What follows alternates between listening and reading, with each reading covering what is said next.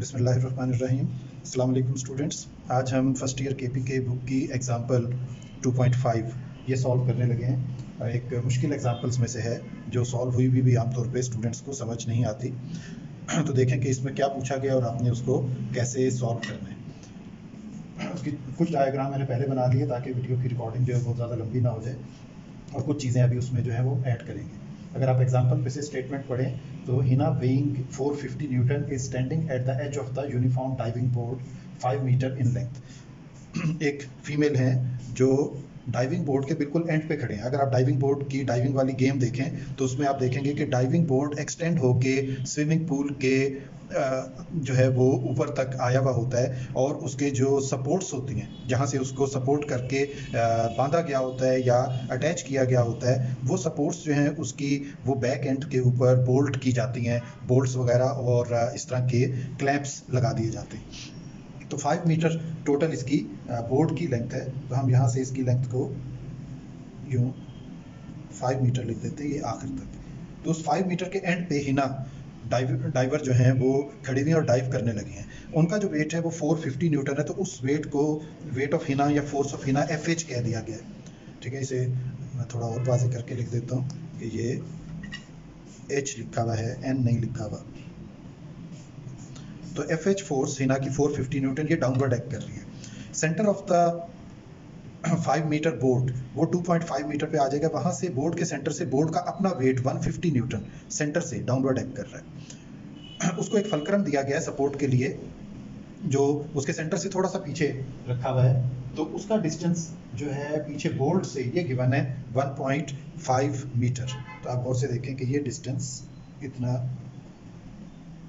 1.5 metre ये given है, और सेंटर से बोल्ट जहां से इसको बांधा गया है ये डिस्टेंस ये भी गिवन है बोल्ट तक, ये 5 मीटर का हाफ 2.5 मीटर है। तो अब हमने यहाँ पे जो कैलकुलेट करना है वो क्या है, why being supported 1.50 metre away by a fulcrum as in the figure, find the forces that the bolt and fulcrum exert on the bolt. Fulcrum से और बोल्ट से कितनी फोर्सेस लग रही है, डायरेक्शन उन्होंने खुद दे दी है। सबसे पहले इसमें सॉल्व करते हुए जो चीज़ आपने देखनी है वो ये कि नंबर ऑफ फोर्सेस कितनी है, नंबर ऑफ फोर्सेस कितनी है, ये पहली चीज़ है इसके सॉल्यूशन को लेने के लिए। उसके लिए आप एक काम सबसे पहले कर लें, फोर्सेस की इक्वेशन लिख लें। इक्विलिब्रियम में हमने पढ़ा है कि sum of upward and downward forces, अगर एक ऑब्जेक्ट इक्विलिब्रियम में है तो वो 0 के इक्वल होगा, या सम ऑफ ऑल द फोर्सेस वो इक्वल टू 0 आ जाएंगे। तो हम ये इक्वेशन बना लेते हैं, गौर से देखें कि sum of all the forces, कौन कौन सी फोर्सेस, बोल्ट की फोर्स FB, फुलक्रम की फोर्स FF, सेंटर पे अप्लाई होने वाली बोर्ड के अपने वेट की फोर्स डाउनवर्ड, और हिना की फोर्स डाउनवर्ड। तो बोल्ट की फोर्स भी डाउनवर्ड, सेंटर से बोर्ड के वेट की फोर्स भी डाउनवर्ड, हिना के वेट की फोर्स भी डाउनवर्ड, 3 फोर्सेस डाउनवर्ड है, एक फोर्स फुलक्रम की अपवर्ड है। तो हम ये ले लेते हैं कि फुलक्रम की फोर्स पॉजिटिव में लें, उसे प्लस के साथ लिखें, वो अपवर्ड है। बाकी तमाम फोर्सेस डाउनवर्ड को माइनस का साइन दे दें, minus FB minus FC minus FH equals to 0। तो यह आपकी एक इक्विलिब्रियम की इक्वेशन आ गई, इसको आप इक्वेशन नंबर 1 कहते हैं। अभी इसमें दो वैल्यूज देखें गिवन है, 450 और 150, वो पुट की जा सकती हैं, लेकिन उनका फायदा नहीं है जब तक कि एक फोर्स और आपके पास आंसर में ना आ जाए। फिर ये होगा कि जो अननोन फोर्स है फोर्स 1 वो कैलकुलेट हो जाएगी। अब उसको कैलकुलेट करने के लिए किसी भी और अननोन फोर्स को हमें प्रिंसिपल ऑफ मूवमेंट अप्लाई करना पड़ेगा, जिसमें sum of all the torques acting on the body वो 0 लेने पड़ेंगे। By applying principle of movement, गौर से देखें कहाँ अप्लाई हम कर रहे हैं, by applying principle of movement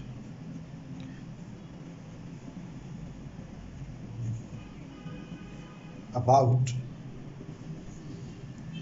FB। गौर से देखें मैंने किसके अबाउट ये लिया है, अबाउट FB। एक बात अब ध्यान में रखें, यहाँ पे अब टॉर्क बनेंगे। प्रिंसिपल ऑफ मूवमेंट में टॉर्क बनते हैं, टॉर्क दो तरह के होते हैं, एंटी क्लॉकवाइज और क्लॉकवाइज।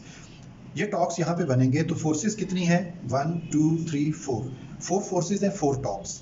लेकिन जब आप प्रिंसिपल ऑफ मूवमेंट किसी भी ऐसी जगह पे अप्लाई करेंगे जहाँ पे एक और फोर्स मौजूद है तो उसका टॉर्क नहीं बन सकता। जो कि वो खुद एक्सिस पे आ जाएगी। It means by applying principle of moment about F B, तो एफ बी को हमने क्या कंसिडर कर लिया, एफ बी को हमने कंसिडर कर लिया एक्सिस।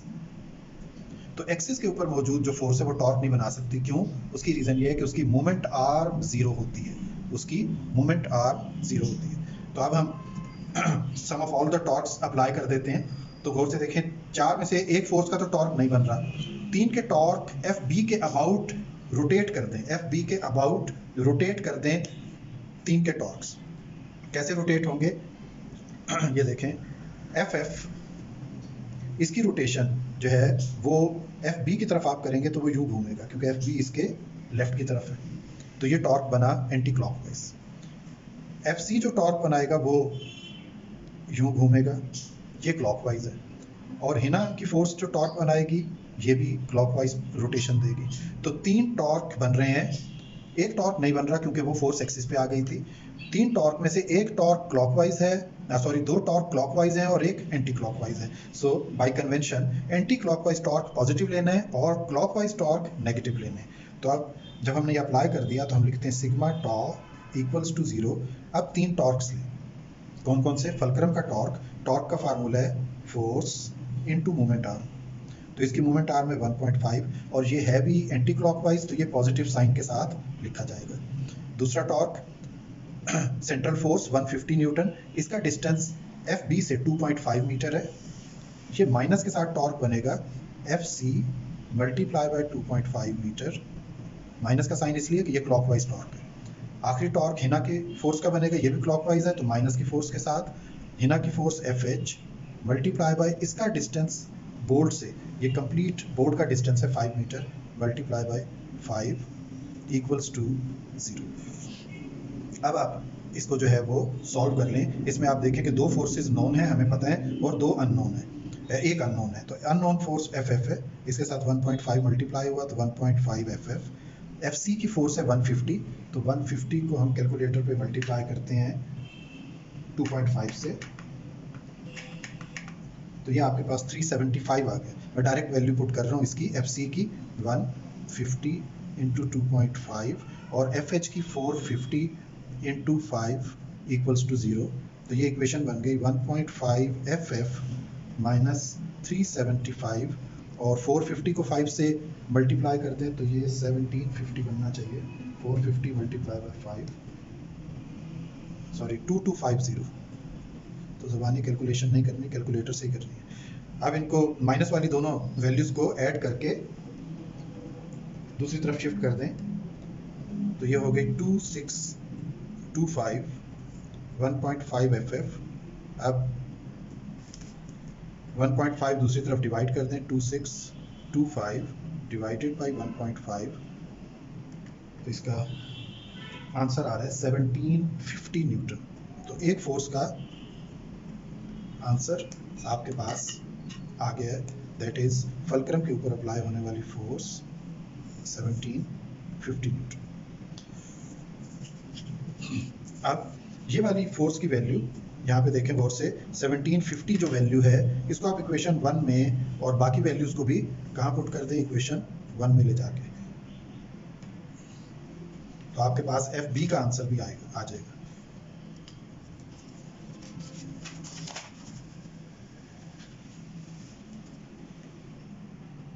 Now putting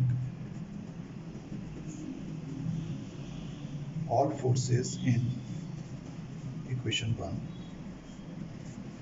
तो इक्वेशन 1 में आप पुट करें एफ एफ, मैं इक्वेशन दोबारा लिख रहा हूँ, minus F B minus F C minus F H equals to 0। F F का आंसर आया 1750, एफ बी अननोन है, एफ सी का आंसर था 150, एफ एच का आंसर था 450। तो एफ बी को आप दूसरी तरफ शिफ्ट कर दें, प्लस की हो जाएगी 1750 minus 150 minus 450 equals to F B. तो एफ बी का आंसर आपके पास आ जाता है, कैलकुलेटर से आप सॉल्व कर लें, 1150 न्यूटन। तो ये आपके पास ये एग्जाम्पल सॉल्व हो गई। अब इसको समझ लें, आखिरी ये बात अगर आप नहीं सुनेंगे तो आपको समझ ही नहीं आएगी कि ये होता कैसे। एक एग्जांपल मैं आपको देता हूँ, आपको खुद समझ आ जाएगी। आप इमेजिन करें कि आपको और किसी और को, दूसरे पर्सन को साथ एक लंबी सी इस तरह की प्लैंक, फट्टा, लकड़ी दे दी गई है कि आप दोनों अपने सर पे रखें और थोड़े से फासले पे चलें, मसलन यहाँ से और यहाँ से, यूँ एक, और ये यहाँ, तो ये गिर रही है, थोड़ा सा हम यूँ कर लेते हैं ऐसे, ठीक है। अब इस तरह से थोड़ा सा यूँ पकड़ लेते हैं हम इसको, तो पकड़ना भी यूँ ही पड़ता है। आखिरी जो कोना है, इस कोने पे किसी को आप कहें कि इधर खड़े हो जाए, आपने सर पे उठाया भाई। अब आप खुद सोचें कि उसको बैलेंस करने के लिए आप उस लकड़ी के फट्टे के ऊपर कैसे फोर्स अप्लाई करेंगे।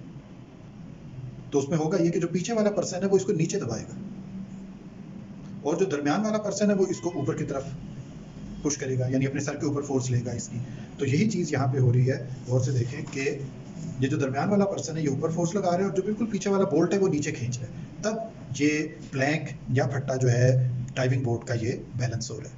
तो होपफुली आपको ये चीज़ समझ आ गई होगी, ये example. Thank you very much.